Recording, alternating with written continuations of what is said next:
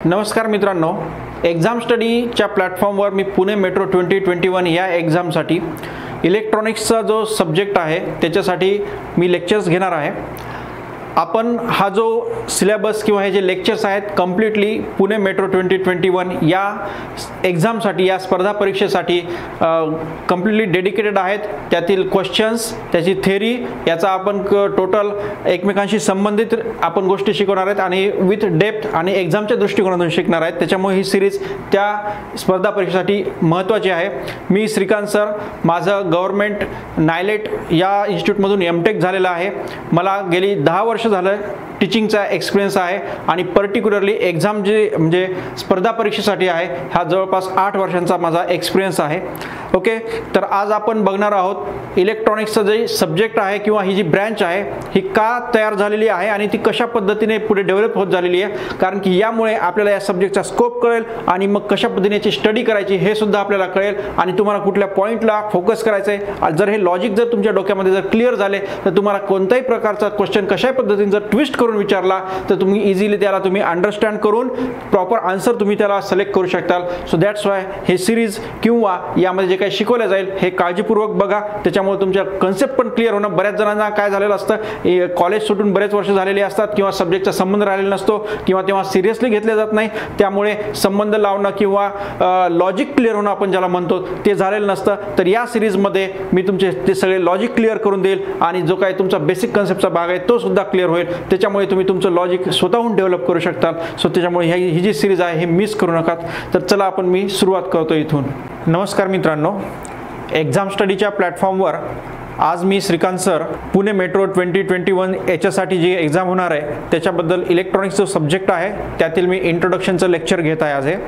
तर सुरुवात आपण ही इलेक्ट्रॉनिक्सची जे फील्ड आहे ही फील्ड कशी आणि कशामुळे नीड झालेली आहे आणि त्याचा स्कोप काय हे मी सांगणार आहे आणि हे कळाल्यानंतर तुम्हाला पूर्ण जे सब्जेक्ट्स आहेत त्या सब्जेक्ट्स हे आपण का स्टडी करतोय आणि त्याला अप्रोच काय आहे किंवा इलेक्ट्रॉनिक्समध्ये नवीन नवीन डिव्हाइसेस तयार करण्यासाठी जे काही सायंटिस्टनी जो वे वापरलेला आहे त्या वेने जर आपण गेलो तर आपल्याला त्यातील सगळे जे काही पिट अँड फॉल्स आहेत हे सगळे कळतील आणि त्याच्यामुळे आपल्याला हा सब्जेक्ट समजायलाही सोपा जाईल आणि जर याला ट्विस्टेड जर क्वेश्चन असेल तर तेही आपल्याला कळतील। तर चला तर मग आता बघूत आपण इलेक्ट्रॉनिक्सबद्दलचं। तर सगळ्यात पहिले आपण बघूत की इलेक्ट्रॉनिक्स हे जे आहेत तर इलेक्ट्रॉनिक्स आणि electrical it is a mother branch, electrical is the mother branch आणि इलेक्ट्रॉनिक्स ही त्याची डिराइव्ड ब्रँच आहे, बरोबर आहे। सो इलेक्ट्रॉनिक्स आणि इलेक्ट्रिकल जनरली आपण जर बघितलं इलेक्ट्रिकलमध्ये जे काही अप्लायन्सेस आहेत ते अप्लायन्सेस आहेत फॅन, ट्यूब, बल्ब, हे सगळे इलेक्ट्रिकल अप्लायन्सेस आहेत, बरोबर आहे। आणि इलेक्ट्रॉनिक्समध्ये काय येतं, लॅपटॉप, मोबाईल, टीव्ही। ओके, तर नीट जर यामध्ये जर तुम्ही ऑब्झर्व केलं इलेक्ट्रिकल आणि इलेक्ट्रॉनिक्समध्ये जे इलेक्ट्रिकल डिव्हाइसेस आहेत, फॅन आहे, ट्यूब आहे, बल्ब आहेत, तर यांचं काय होतं की जर सप्लाय जो आहे MSV कडून येणारा सप्लाय किंवा जो घरात येणारा जो सप्लाय तो जर कमी जास्त झाला तर लागलीच काय होतं की त्याचं रिफ्लेक्शन तुम्हाला फॅन, ट्यूब, बल्ब याच्यामध्ये दिसतं। लागलीच जर लाईट जर डिम झाली तर सगळे फॅन, बल्ब, ट्यूब हे पण काय होतं, ते फॅनची स्पीड कमी होते, जो बल्ब आहे तो डिम होतो आणि जर वाढलं व्होल्टेज तर बल्बचा ब्राईटनेस होतो, कधी कधी तो फुटून पण जाऊ शकतो। तर इलेक्ट्रॉनिक्स मध्ये काय होतं, जर तुम्ही जर असंच जर फ्लक्च्युएशन आलं तर बल्ब हा डिम होतो तर टीव्ही होतो का, नाही होत। ओके, मोबाईलचे जर डिस्प्ले हा जो बॅटरी लो झाली आहे म्हणून डिस्प्ले जो आहे त्याचं काही फ्लक्च्युएशन होतं का, नाही होत। लॅपटॉप सुद्धा तसंच आहे। So these are the smart devices. Okay, आणि हे एकदम तुमचे बेसिक डिव्हाइसेस झालेले आहेत किंवा बेसिक ॲप्लिकेशन झालेले आहेत। So that's why this is the electrical आणि इलेक्ट्रॉनिक्स। तर याला इलेक्ट्रॉनिक्स का म्हटलेलं आहे, कारण की नीट लक्षात घ्या याला पण जो काही पॉवर सप्लाय येतो तो सेम येतो तुमचा आणि इकडे सुद्धा पॉवर सप्लाय सेम येतो। याच्यात पण इलेक्ट्रिसिटी आहे आणि याच्यात पण इलेक्ट्रिसिटी आहे, याच्यात पण सगळे करंट आहे म्हटल्यावर इलेक्ट्रॉन्स आहेत, याच्यात पण इलेक्ट्रॉन्स पण आहेत। ओके, मग या दोन्हीमध्ये काय डिफरन्स आहे, तर इलेक्ट्रिकल म्हणजे काय की एकदम सिंपल वर्क आहे, ओके, आणि इलेक्ट्रॉनिक्स म्हणजे काय की एक स्मार्ट वर्क आहे, एक स्किल्ड वर्क आहे। आणि त्याच्यामध्ये काय केलेलं आहे, सपोज एक तुम्हाला एक साधं एक्झाम्पल देतो। एखादा सपोज काय करायचं आहे की आपल्याला कुठेतरी काय खड्डा खोदायचा आहे, तर आपण एखादा लेबर बघतो, त्या लेबरला आपण म्हणतो की बाबा एवढ्या एवढ्या फुटाचा आम्हाला खड्डा खोदायचा आहे आणि त्या खड्ड्यासाठी किती घेणार, मग काहीतरी बार्गेनिंग होणार, मग कितीतरी रुपयामध्ये तुम्ही त्याला फिक्स करणार आणि तो खड्डा होणार आणि तो म्हणणार की खड्डा झाला आलेला आहे. ओके, तुम्ही पण तेवढं काही बारकाईने बघणार नाही. तेच पण एखादं तुम्हाला काय करायचं असेल की कुठं काही असं होऊ नये, पण कोणाला जर ऑपरेशन करायचं असेल, ओके, तर ऑपरेशन करायचं असं म्हटल्यावर असं म्हणतात का की काय आपल्याला अपेंडिक्स जर ऑपरेशन करायचं आहे, चला इथून एक कट घ्या, इथून एक कट घ्या आणि काय जे असेल ते प्रकरण मिटवा, असं होतं का? डॉक्टरसोबत बार्गेनिंग होती का? नाही होत. बरं, डॉक्टरची फीस किती असते? भरपूर असते. खड्डा खोदणाऱ्याचं किती असतं? आपण त्याला 500-1000 रुपयामध्ये फिक्स करतो, बरोबर आहे. आणि डॉक्टरचा खड्डा केवढा असतो? एवढूसा असतो, पण त्याला किती देतील? 5000-10,000 एवढे देतील का?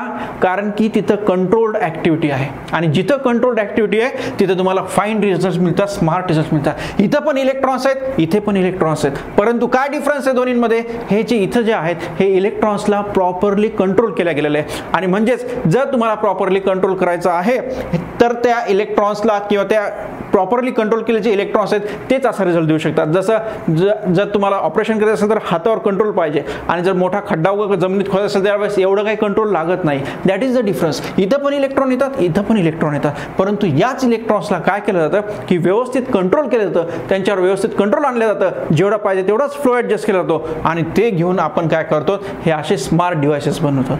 ओके, सो म्हणजे काय दोन्ही ब्रँचमध्ये बेसिक डिफरन्स? तर इलेक्ट्रिकलमध्ये जास्त फ्लोवर कंट्रोल केले जात नाही, तर याच्यावर बारीक बारीक याचं कंट्रोल केलं जातं, त्याचे डिवाइड केले जातात, त्यांना तशा पद्धतीने त्या ग्रुपमध्ये डिवाइड करून त्यांच्याकडून वर्क करून घेतलं जातं. सो दॅट्स वाय इलेक्ट्रॉनिक्समध्ये सगळ्यात महत्त्वाचे जे काही डिव्हाइसेस आहेत, डिव्हाइसेस म्हणजे जे आतमध्ये आपण डायोड, ट्रान्झिस्टर्स हे यूज करतो, तर हे कशासाठी यूज केलेले आहेत? ह्या इलेक्ट्रॉनचा फ्लो कंट्रोल करण्यासाठी. आणि मग म्हणून या इलेक्ट्रॉनचा फ्लो कंट्रोल करण्यासाठी हे जे काही डिव्हाइसेस आहेत, सो स्मार्टली सगळ्यांकडे एकच प्रिन्सिपल आहे की कुठेतरी व्होल्टेज जास्त होतं, कुठेतरी व्होल्टेज कमी केलं जातं, कुठेतरी रेजिस्टन्स वाढवलं जातं, कमी केलं जातं आणि अशा पद्धतीने याचं काय केलं जातं की इलेक्ट्रॉन्सवर फ्लो किंवा इलेक्ट्रॉनचा फ्लो कंट्रोल केला जातो आणि म्हणून हे स्मार्ट डिव्हाइसेस बनतात. म्हणजेच आपल्याला इलेक्ट्रॉनिक्सची स्टडी करायची म्हणजे काय करायचं आहे की त्यामधले जे काही कॉम्पोनंट्स आहेत किंवा जे काही इलेक्ट्रॉनिकचे छोटे छोटे डिव्हाइसेस पार्ट्स आहेत हे इलेक्ट्रॉनला कसं हँडल करतात, कसं ट्रीट करतात, that is the electronics. Okay, so this is the म्हणजे आता आपण हे जे काय आहेत हे इलेक्ट्रॉनिक्स बघतो. सो तुम्हाला माहिती आहे की इलेक्ट्रॉनिक्स म्हटल्यावर काय येतं? सगळ्यात पहिले येतं सेमीकंडक्टर्स.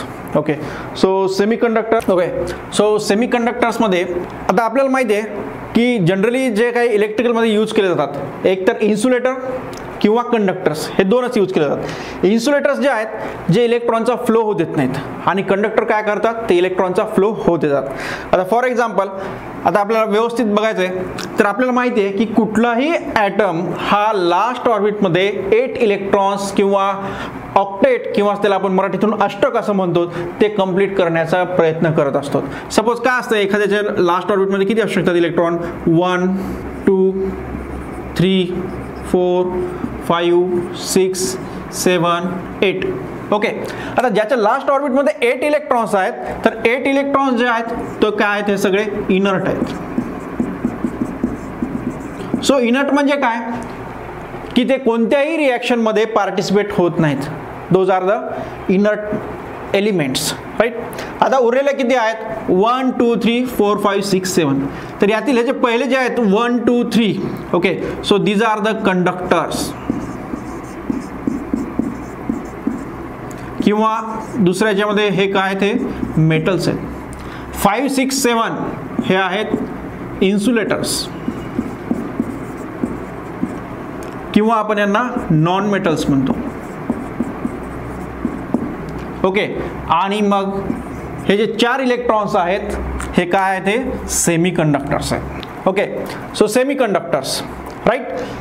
सो ज्यांच्या लास्ट ऑर्बिटमध्ये किती इलेक्ट्रॉन्स आहेत? 4. 1 2 3 आहेत तर ते काय झालेले आहेत? Metals. Metals are the conductors. Okay, ज्यांच्या लास्ट ऑर्बिटमध्ये 5 6 7 आहेत ते आहेत इन्सुलेटर्स किंवा नॉन मेटल्स आहेत आणि ज्यांच्या लास्ट ऑर्बिटमध्ये 8 आहेत ते तर त्यांचं ऑक्टेट कंप्लीट झालेले, ते कुठंच काही पार्टिसिपेट करत नाहीत. ओके, सो आपल्याला फोकस कुठं करायचा आहे? Semiconductors. Okay, so basically what are the semiconductors? म्हणजे सेमी कंडक्टर्स जे आहेत नीट लक्षात घ्या, तुम्हाला आता सांगितलं इलेक्ट्रॉनिक्समध्ये काय आहे की इलेक्ट्रॉनवर कंट्रोल पाहिजे, बरोबर आहे. तर कंडक्टर काय करतोय? फुल इलेक्ट्रॉनला मोकळं सोडतोय आणि इन्सुलेटर काय करतोय? काहीच होऊ देत नाही. तर म्हणजे सेमीकंडक्टर काय करतील? हे जास्त मोकळं पण सोडणार नाहीत आणि जास्त त्यांना फ्लो पण होऊ देणार नाहीत. म्हणून आपल्याला कंट्रोलिंगसाठी सेमीकंडक्टर्स महत्त्वाचे आहेत. म्हणजेच इलेक्ट्रॉनिक्सला जो बेसिक मटेरियल किंवा जो काय बेसिक पार्ट जो आहे जे की सगळं त्याच्यावर इलेक्ट्रॉनिक्सचा तुमचं स्ट्रक्चर उभा आहे, those are the semiconductors. Okay, म्हणजेच सेमीकंडक्टर्सची डेफिनेशन काय होईल? The materials whose conductivity lies in between conductors and insulators. Between conductors and insulators. Okay, so this is the definition of semiconductors. The materials whose conductivity lies in between conductors and insulators. ज्यांच्या last orbit मध्ये 4 electrons आहेत ते कोण आहेत? Semiconductors. मग यांचे example कोणते कोणते आहेत? For example carbon. कार्बनचे टोटल इलेक्ट्रॉन्स किती आहेत? 6. 6चं इलेक्ट्रॉनिक कॉन्फिगरेशन काय होतं आहे? 2,4. Next is the silicon. सिलिकॉनमध्ये किती आहेत? 14. 284. ओके, त्यानंतर जर्मेनियम 32. 2,8,18,4. ओके, सो नीट ऑब्झर्व करा, सगळ्यांच्या याच्यात लास्ट ऑर्बिटमध्ये किती इलेक्ट्रॉन्स आहेत? 4 इलेक्ट्रॉन्स आहेत. राईट, तर ह्याचे 4 इलेक्ट्रॉन्स आहेत म्हणून हे काय आहे? ते सेमीकंडक्टर आहे. तर नीट लक्षात घ्या, कार्बनचा जो डायमंड फॉर्म आहे ना, फक्त तोच आहे. बाकीचे ग्राफाईट वगैरे हे जे आहेत हे सेमीकंडक्टर्स नाही आहेत. Okay, so carbon. त्यानंतर सगळ्यात येतं काय? सिलिकॉन आणि जर्मेनियम. हे काय ते बेसिक तुमचे सेमीकंडक्टर्सचे एक्झाम्पल आहेत. कार्बन, सिलिकॉन आणि जर्मेनियम. कार्बनचा डायमंड फॉर्म आहे तो सेमीकंडक्टर आहे. सिलिकॉन बेसिक एलिमेंट आहे, त्याच्यात टोटल इलेक्ट्रॉन्स 14 आहेत, त्यांचं इलेक्ट्रॉनिक कॉन्फिगरेशन 284 आहे. आणि जर्मेनियम 32, 2,8,18,4. आणि म्हणजेच लास्ट ऑर्बिटमध्ये किती इलेक्ट्रॉन्स आहेत? 4 इलेक्ट्रॉन्स आहेत. सो त्याच्यामुळे हे जे काय आहेत हे सेमीकंडक्टर्स. सो ऑफकोर्स आपण डायमंड तर आपण काही डिव्हाइसेसमध्ये वापरू शकत नाही, तर काय राहतं? सिलिकॉन आणि जर्मेनियम. सो सिलिकॉन आणि जर्मेनियम हे 2 सेमीकंडक्टर्स जास्त यूज केले जातात. कशामध्ये? आपल्या इलेक्ट्रॉनिक डिव्हाइसेसमध्ये. Okay, so this is the semiconductor and सेमीकंडक्टरचे example silicon and germanium. Okay, so आपण याचा नेक्स्ट पार्ट बघू. सेमीकंडक्टर्सचे टाइप्स आणि सेमीकंडक्टर्सच्या फिजिकल प्रॉपर्टीज. ओके, आपण बघितली डेफिनेशन सेमीकंडक्टरची. What is the semiconductor? The materials whose conductivity lies in between conductors and insulators. Okay, so let us see the classification of semiconductors. सेमीकंडक्टर्सचं classification बघा. Intrinsic आणि extrinsic हे 2 basic group पडतात. Extrinsic मध्ये P type, N type. पुन्हा P टाईपचे P plus, P minus, N plus, N minus. So intrinsic म्हणजे काय? सो इंट्रेन्सिक म्हणजे जे की प्युअर असतात त्यांना आपण इंट्रेन्सिक सेमीकंडक्टर म्हणतो. सो त्यांच्यामध्ये काही पण कोणत्याही प्रकारची इम्प्युरिटी नाही, एकदम प्युअर आहेत. So these are the pure or intrinsic semiconductors. आणि एक्सट्रेन्सिक म्हणजे काय? तर इम्प्युअर किंवा त्याच्यामध्ये काहीतरी एक मटेरियल असं ॲड केलेलं आहे त्याच्यामुळे त्याची प्रॉपर्टी काय झालेली आहे? एनहान्स झालेली आहे, वाढलेली आहे, चांगली झालेली आहे. Okay, so intrinsic, extrinsic. Extrinsic मध्ये पुन्हा पी टाईप आणि एन टाईप. आणि त्यानंतर पुन्हा पी मध्ये P plus, P minus, N plus, N minus. Okay, so this is the classification of semiconductors. Now we will see the physical किंवा त्याचं physical property किंवा स्ट्रक्चर ऑफ सेमीकंडक्टर. तर आता आपण बघितलं सिलिकॉन आणि जर्मेनियम हे आपले 2 एक्झाम्पल्स आहेत.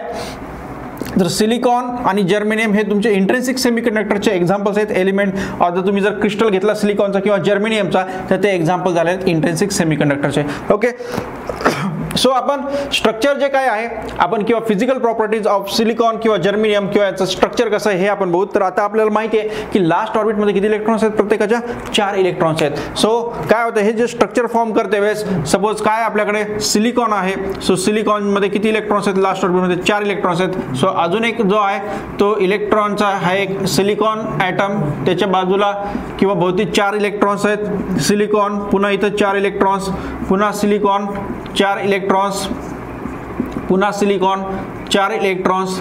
सो अशा पद्धतीने या इथे अजून काही सिलिकॉन आणि पुन्हा 4 इलेक्ट्रॉन्स.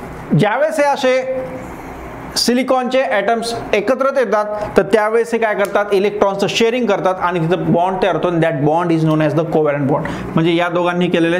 ओके, या दोघांनी केले, या दोघांनी केले. हा अशा पद्धतीने इथे हे 2 एकत्र आले, हे 2 एकत्र आले, इथं बॉन्ड तयार होतोय. ओके, हा इथं. Right, so this is the structure of silicon. Okay, this is the physical structure of silicon. तर यामध्ये जे बॉन्ड तयार झालेले आहेत ते कोणते बॉन्ड आहेत, due to the sharing of electrons, आणि of course this is the bond which is formed due to the sharing of electron is known as the covalent bond. Okay, so this is the covalent bond. Covalent bond is formed by the sharing of electrons, आणि इथं हा जो bond आहे हा covalent bond आहे, आणि म्हणून covalent bond is a very strong bond, right. So आत्ताच आपण बघितलेलं आहे की प्युअर मध्ये कोणते कोणते एक्झाम्पल, सिलिकॉन, जर्मेनियम आणि कार्बन, राईट. सो कार्बनचे जे जर तुम्ही घेतले इथं ॲटम्स, तर कार्बन जो आहे, सो कार्बनच्या मध्ये आपण बघितलं होतं याच्यामध्ये इलेक्ट्रॉनिकचे कॉन्फिगरेशन आहे. सो याचं किती आहे 2,4, इथे 2,8,4, 2,8,18,4, राईट. सो सगळ्यांच्या याच्यामध्ये लास्ट आहेत, परंतु जर मेन न्यूक्लियस पासून जर बघितले तर याचं डिस्टन्स खूप कमी आहे.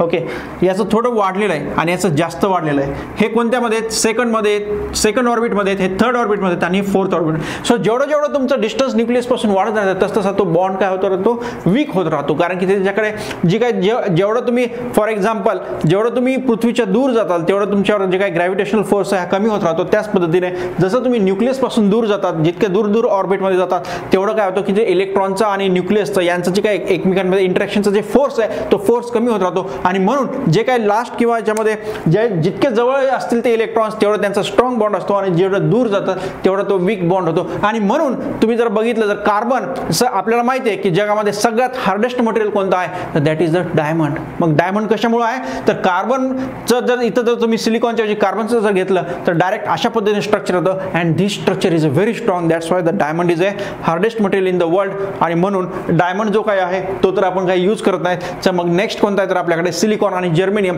तर सिलिकॉन आणि जर्मेनियम यांचं जर बघितलं तर दोघांमध्ये जास्त कोण प्रेफर केला जातो, तर सिलिकॉन आणि जर्मेनियम. तर सिलिकॉनची जी काही स्ट्रेंथ आहे ही जास्त आहे ॲज कम्पेअर टू जर्मेनियम, आणि अगेन याचं वेट जास्त असणार आहे किंवा याची डेन्सिटी जास्त असणार आहे आणि याची कमी असणार आहे, म्हणून हा जो काही आहे हा हेवी असणार आहे जर्मेनियमचा, आणि सिलिकॉनचा कसा असणार आहे, हलका असणार आहे, आणि हा इझिली अवेलेबल आहे. म्हणून जास्त करून आपण सिलिकॉन हा किंवा सिलिकॉन हे सिलिकापासून एक्स्ट्रॅक्ट केले जातात.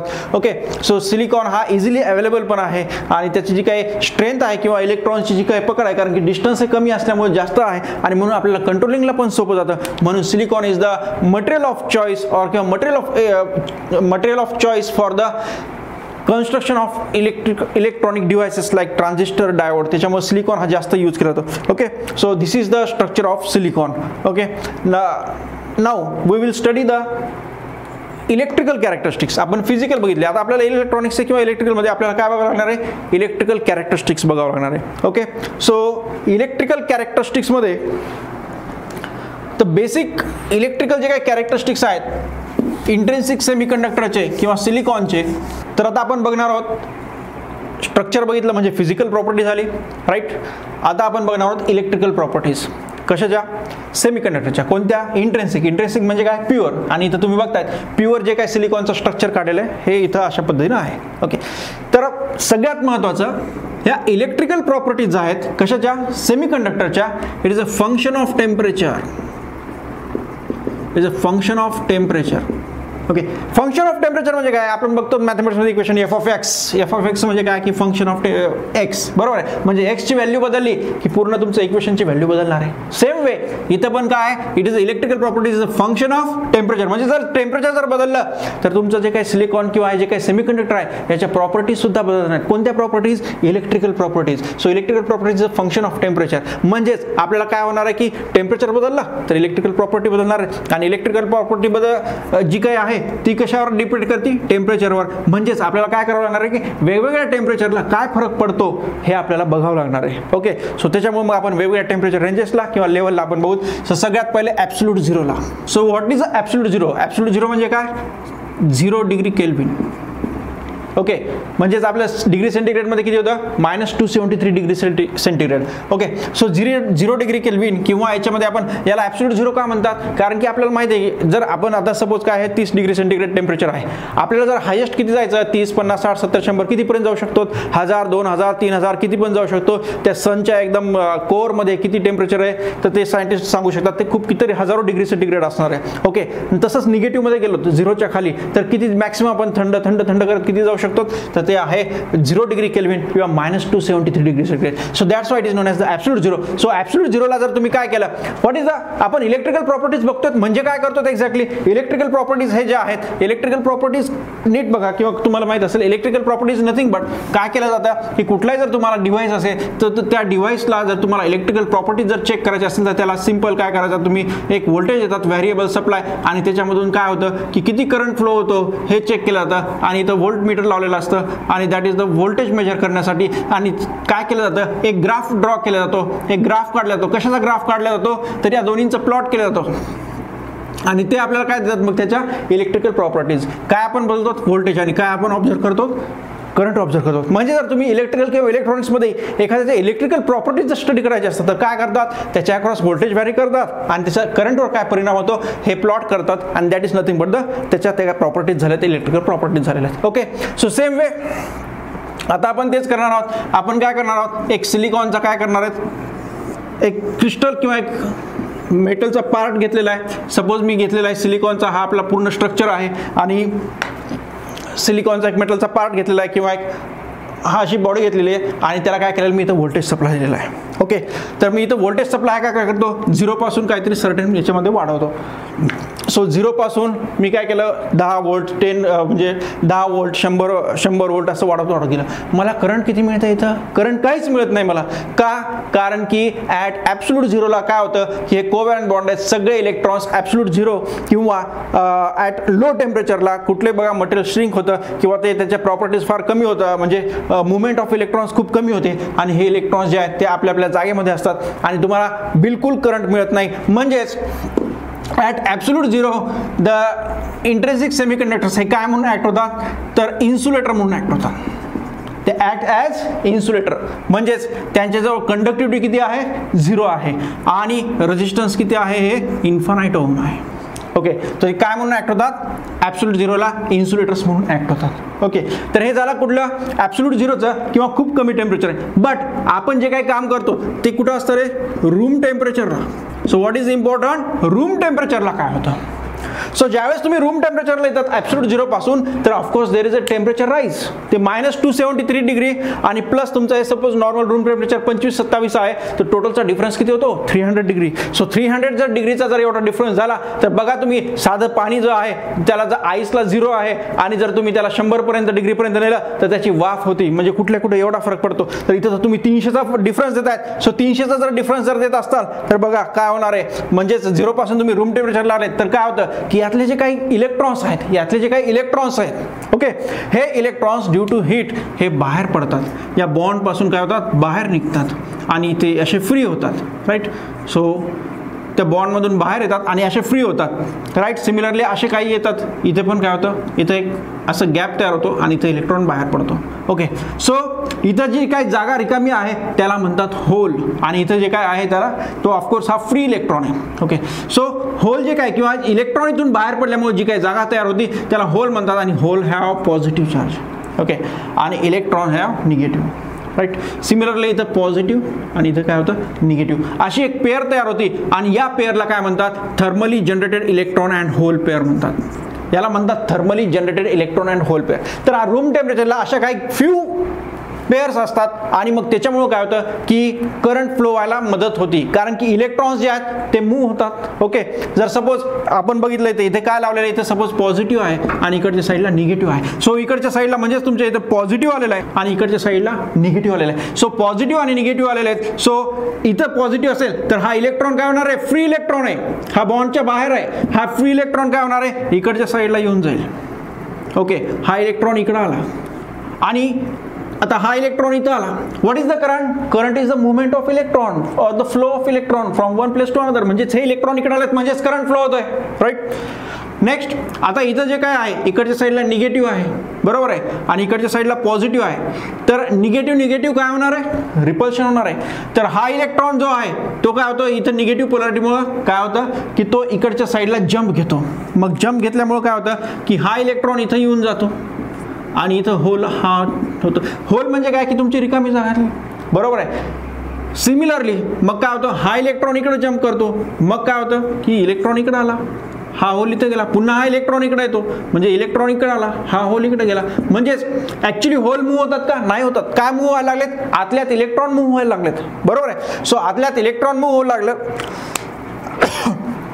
म्हणजेच काय होत की इलेक्ट्रॉन मूव्ह होत आहेत, म्हणजेच करंट होत आहे. जर सपोज इथे जरी होल नसले तरी काय होणार आहे? आतल्यात इलेक्ट्रॉन मूव्ह होतात. बरोबर आहे. सो आतल्यात इलेक्ट्रॉन मूव्ह होतात म्हणजेच करंट फ्लो होतोय. म्हणजेच आपल्याला होल असणं महत्वाचं आहे. जसं की आपल्या एखाद्या स्टीलचं जर भांडं असेल तर स्टीलच्या भांड्यांमधून काही पाणी लीक होत नाही का? कारण की तिथं कम्प्लिटली इन्सुलेशन आहे. बरोबर आहे. परंतु तेच जर माठ असेल तर पाणी आहे त्याच्यातून झिरपतं. त्याच पद्धतीने काय होतं की ती रिकाम्या जागा असल्यामुळे त्यातून पाणी येतं. तिथंच काय होतं की इथं पण काय होतं की होल्स आहेत त्याच्यामुळे काय होतं? इलेक्ट्रॉनचा फ्लो होतो आणि इलेक्ट्रॉनचा फ्लो झाला म्हणजेच तुम्हाला काय मिळाला?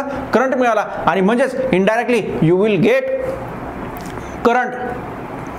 कशामुळं? कारण की या होलमुळं काय आतल्यात इलेक्ट्रॉन फ्लो होत आहेत आणि इलेक्ट्रॉन हे फ्लो झाल्यामुळे तुमचं थोडं काहीतरी करंट तयार होत आहे आणि करंट तयार होत आहे. आणि म्हणजे आता ते अशी संख्या खूप कमी असते म्हणून तुम्हाला खूप मायक्रो एम्पियर्समध्ये करंट मिळतं. म्हणून रूम टेम्परेचरला at room temperature you will get very small amount of current.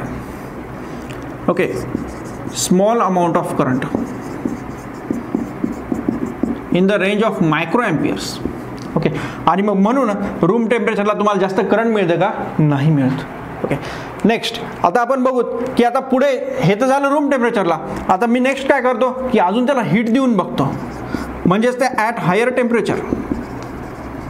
ते झालं room temperature. Now at higher temperature. Higher टेम्परेचरला ज्यावेळेस तुम्ही काय करतात म्हणजे इथं याला हीट दिली की हा काय होणार आहे? गरम होणार आहे. गरम झालं की काय होणार आहे? अजून हा इलेक्ट्रॉन आहे, हा इलेक्ट्रॉन बाहेर येईल आणि तो होल क्रिएट होईल. हा इलेक्ट्रॉन बाहेर येईल आणि तो होल क्रिएट होईल. बघा बाकीचे पण इलेक्ट्रॉन आहेत परंतु ते बॉन्डमध्ये बंदिस्त आहेत. बरोबर आहे. हे कोणते झालेत? फ्री इलेक्ट्रॉन आहेत. म्हणजे नंबर ऑफ होल्स आणि हे जे thermally generated electron and hole pair आहेत हे काय होतात? वाढतात. म्हणजे इलेक्ट्रॉन अँड होल पेअर काय होतात? ते इन्क्रीज होतात. आणि ऑफकोर्स जर यांची जर संख्या वाढली फ्री इलेक्ट्रॉन्सची आणि होल्सची तर करंट हे जास्त होणार. म्हणजेच काय होणार आहे की ॲट हायर टेम्परेचरला तुम्ही जसं टेम्परेचर वाढवणार तसं काय होणार? इलेक्ट्रॉन आणि होलची संख्या काय होणार आहे? इन्क्रीज होणार आहे. त्याच्यामुळं कंडक्टिव्हिटी काय होणार? कंडक्टिव्हिटी सुद्धा इन्क्रीज होते. कंडक्टिव्हिटी इन्क्रीज झाली तर काय होते? रेजिस्टन्स डिक्रीज होतं. Okay, so electron and hole ची संख्या वाढती, कंडक्टिव्हिटी सुद्धा वाढते आणि रेजिस्टन्स काय होतं? हे डिक्रीज होतं. म्हणजेच इनडायरेक्टली वेन टेम्परेचर जर इन्क्रीज झाला तर रेजिस्टन्स काय होत आहे? डिक्रीज होत आहे. ओके, सो टेम्परेचर वाढवलं तर रेजिस्टन्स कमी होते म्हणजे कंडक्टिव्हिटी वाढते. आणि जर टेम्परेचर जर कमी केलं ओके तर रेजिस्टन्स काय होते? वाढतंय. Okay, temperature. So this is that's why it is known as the function of temperature. काय म्हटलं याला? Function of temperature. What? Electrical properties of semiconductor और intrinsic semiconductor is a function of temperature. कारण की जर टेम्परेचर जर तुम्ही बदललं तर त्याची इलेक्ट्रिकल कंडक्टिव्हिटी बदलते. जर तुम्ही जर बघितलं इथं जर त्याला झिरोला जर तुम्ही काहीच दिलं तर बिलकुल करंट फ्लो होत नाही, काहीच करंट फ्लो होत नाही 0 डिग्री केल्विनला. ओके, रूम टेम्परेचरला अतिशय थोडं होतं आणि जर हायरला जर तुम्ही गेलात तर ते करंट वाढतं. म्हणून दिस ग्राफ हे जे काय आहे हे व्होल्टेज वाढवलं तर तुमचं हे रूम टेम्परेचरला आणि हायर टेम्परेचरला. ओके, सो अशा पद्धतीने म्हणजेच रेजिस्टन्स काय होतं? टेम्परेचर जर वाढलं तर रेजिस्टन्स कमी होतं आणि टेम्परेचर जर आणि त्याचंच म्हणजेच काय की तुमचे रेजिस्टन्स कमी म्हणजेच कंडक्टिव्हिटी काय झालेली? इन्क्रीज झालेली. ओके, आणि जर टेम्परेचर जर कमी केलं तर रेजिस्टन्स काय होतं? हे वाढतं. ओके, सो टेम्परेचर आणि रेजिस्टन्स यांच्यामध्ये रिलेशन कसं आहे? उलट आहे, निगेटिव्ह आहे. Okay, so that's why it is known as NTC characteristics. NTC means what? Negative temperature coefficient of resistance. Negative temperature coefficient of resistance म्हणजे काय? टेम्परेचर आणि रेजिस्टन्स यांच्यामध्ये कसं रिलेशन आहे? निगेटिव्ह. जर टेम्परेचर जर वाढवलं तर रेजिस्टन्स कमी होतं आणि टेम्परेचर कमी केलं तर रेजिस्टन्स वाढवतं. सो लास्ट पॉईंट काय इम्पॉर्टंट की याच्यामध्ये temperature is a major factor okay which affects the conductivity of semiconductor. Temperature increase झाला तर तुमचं कंडक्टिव्हिटी कशी होती? वाढते आणि रेजिस्टन्स कमी होतं. ओके, आणि जर टेम्परेचर जर कमी केलं तर रेजिस्टन्स काय होतो? इन्क्रीज होतो आणि कंडक्टिव्हिटी काय होते? कमी होती आणि टेम्परेचर वाढवलं तर रेजिस्टन्स कमी आणि conductivity. So that's Y semiconductor have NTC property. This is a very important. Those semiconductors have NTC materials or the having negative temperature coefficient of resistance. Okay, so these are the electrical properties. Thank you.